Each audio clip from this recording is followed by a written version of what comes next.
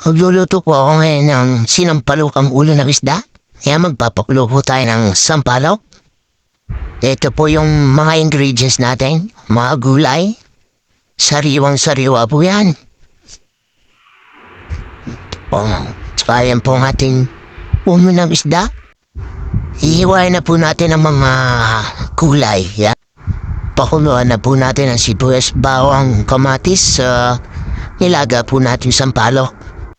Ilalagay na po natin ang gulay na laban na sa sitaw para po yan po yung matagal na malabog kaya yan ang unahin natin.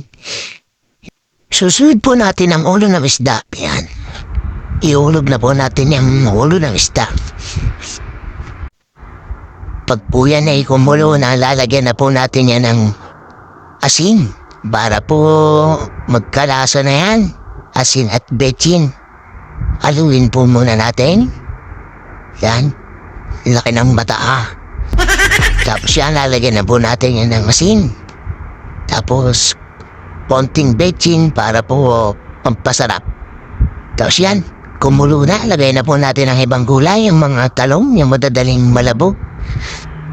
Tapos ilagay na po din natin yung kangkong. Ayan, paluto na po yan. Yan, luto na. At ito na po ang ating sinampalukang ulo ng isda.